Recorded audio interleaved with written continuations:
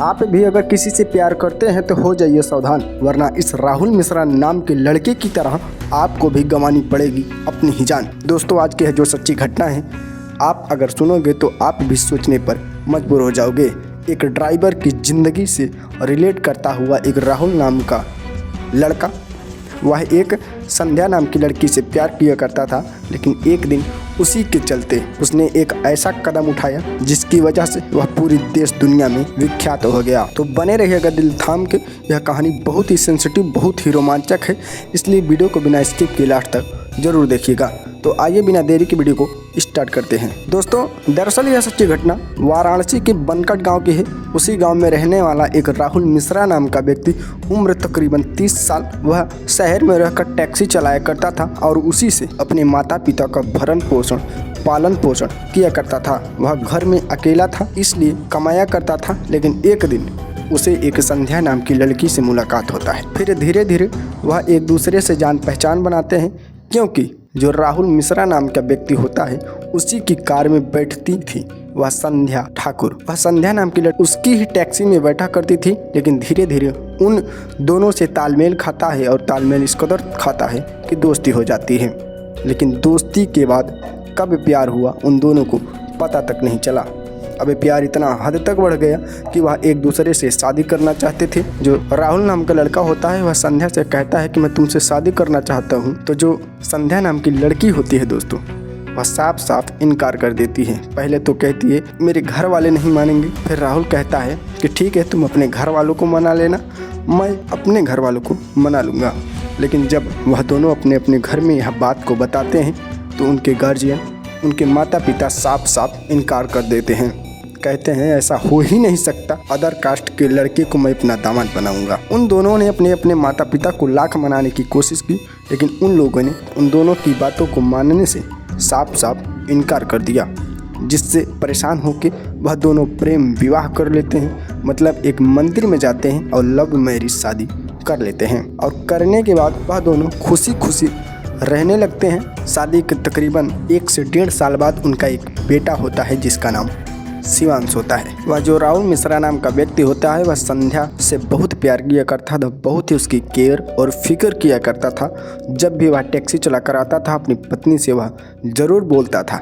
लेकिन एक दिन ना जाने कैसे उसी संध्या नाम की लड़की के फ़ोन में कॉल आती है। मतलब उसी राहुल नाम की पत्नी के फ़ोन में कॉल आती है और वह कॉल वही राहुल उठा लेता है। उठाने के बाद उधर से सीधे सीधे आवाज़ आती है कि और जानो क्या कर रही हो।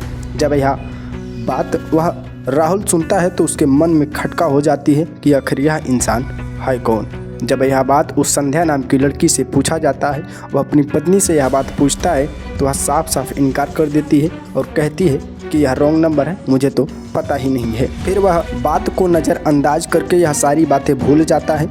लेकिन एक दिन फिर ऐसी ही हरकत सामने आती है, फिर वही कॉल, फिर ऐसा ही सब। तब उस राहुल मिश्रा नाम के व्यक्ति के माइंड में कुछ खटक जाता है और वह भी सोच में पड़ जाता है कि आखिर यह इंसान है कौन। अब उसे क्लियर हो गया था कि इसकी पत्नी का चक्कर किसी तीसरे आदमी से चल रहा है। लेकिन एक दिन उसकी पत्नी वीडियो कॉल पर उसी गैर लड़के से बात कर रही थी। तभी वह राहुल अपने घर पर आता है और अचानक से उसका फ़ोन छीन लेता है। छीनने के बाद जब उसकी फ़ोटो देखता है तो आग बाबूला हो उठता है। उससे पूछता है कि आखिर यह है कौन, तो वह साफ साफ इनकार कर देती है, क्योंकि वह लड़का कोई और नहीं उसी का प्रेमी था और उसका नाम शुभम मिश्रा था। अब आए दिन इस बात को लेकर कहीं न कहीं झगड़े होना स्टार्ट हो गए थे और धीरे धीरे झगड़े इतने विकराल रूप धारण करते हैं कि जो संध्या ठाकुर नाम की उसकी पत्नी होती है वह अपने बेटे को लेकर अपने मायके चली जाती है। अब मायके जब वह चली जाती है तो जो राहुल मिश्रा नाम का व्यक्ति होता है वह अंदर ही अंदर से टूट जाता है, क्योंकि उसका छोटा बच्चा, उसका जो छोटा बेटा था, उसको भी वह लेकर चली गई थी। और यहाँ से जाने के बाद इसके ऊपर IPC 1 की धारा 498A के तहत मुकदमा दायर कर देती है। और अपने ही 4 थानों में इसके खिलाफ शिकायत दर्ज करवा देती है। अब इसी सब से परेशान होकर जो राहुल मिश्रा नाम का व्यक्ति होता है कई बार अपनी पत्नी को कॉल करने की कोशिश करता, लेकिन इसका फ़ोन, इसका नंबर ब्लॉक लिस्ट में डाल दिया गया था और यह जो सिम दिया था उसे तोड़कर वह फेंक चुकी थी। अब यह लाख मनाने की कोशिश करता, लेकिन उससे कॉन्टेक्ट हो ही नहीं पाती थी। जिसके बाद एक दिन यह राहुल मिश्रा नाम का व्यक्ति चोरी छिपे अपने ससुराल जाता है। 9 दिसंबर रात तकरीबन 7 बजे उसी ससुराल चोरी छिपे पहुंचता है तो उसके जो सास ससुर होते हैं उसे साफ साफ उसे मिलने से इनकार कर देते हैं और उसे डांट फटकार करके वहां से भगाने की कोशिश करते हैं। लेकिन इसका एक ही गुहार था कि मैं अपनी पत्नी से नहीं मिलना चाहता हूं, मुझे अपने बेटे से ही मिला दो। लेकिन अब उनको क्या कहें, हैवान ही कह सकते हैं। उन लोगों ने इस बेचारे राहुल को अपने ही खून के रिश्ते से, अपने ही बेटे से मिलने नहीं दिया, जिससे व्याकुल होकर उसी रात तकरीबन 9 बजे के आसपास बाइक पर ही बैठा हुआ यह राहुल मिश्रा नाम का व्यक्ति अपना फ़ोन निकालता है और फ़ोन निकालने के बाद कैमरा को ऑन कर देता है। जिसके बाद दोस्तों तकरीबन 7 मिनट तक यह वीडियो शूट करता है और वह वीडियो ही नहीं, उसके मरने का एक सुसाइड प्रूफ था कि आखिर इसकी पूरी वजह क्या है, वह किस लिए सुसाइड कर रहा है। फिर अगले सुबह 10 दिसंबर को उसके ही रूम से उसकी लाश को बरामद किया जाता है। जब यह सब उसकी माता रानी देवी देखती हैं तो चीख कर छाती पीट कर रोने लगती हैं। फिर जब पुलिस आती है तो शव को ले जाया जाता है, शव को पोस्टमार्टम के लिए भेजा जाता है और पुलिस जब उसकी माता रानी देवी से पूछताछ करती है तो वह साफ साफ कहती है कि इसका पूरा जिम्मेदार उसकी पत्नी, उसके सास ससुर और उसका साला है। इन्हीं सब की वजह से मेरा बेटा कई महीनों से निराश रहने लगा था, वह मानो हंसना ही भूल गया था। इसी सब से परेशान होकर मेरा बेटा ऐसा कदम उठाया। अब पुलिस ने सोचा इस केस को मैं तो दबा ही दूंगा, लेकिन वह केस को दबा देते, लेकिन उसका 7 मिनट का वीडियो इतना भयंकर वायरल हुआ कि सभी लड़कों के दिल में जगह बना लिया। Rahul Mishra murder case.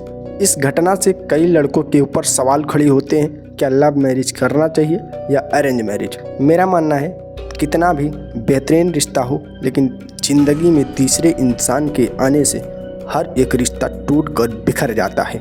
इसलिए याद रहे, अगर 2 लोग हो, आपकी शादी हो चुकी है तो आप दोनों के बीच में तीसरे की एंट्री कभी मत होने देना, वरना अंजाम सामने है। दोस्तों यह थी आज की सच्ची घटना। आपको यह वीडियो कैसी लगी कमेंट करके ज़रूर बताइएगा।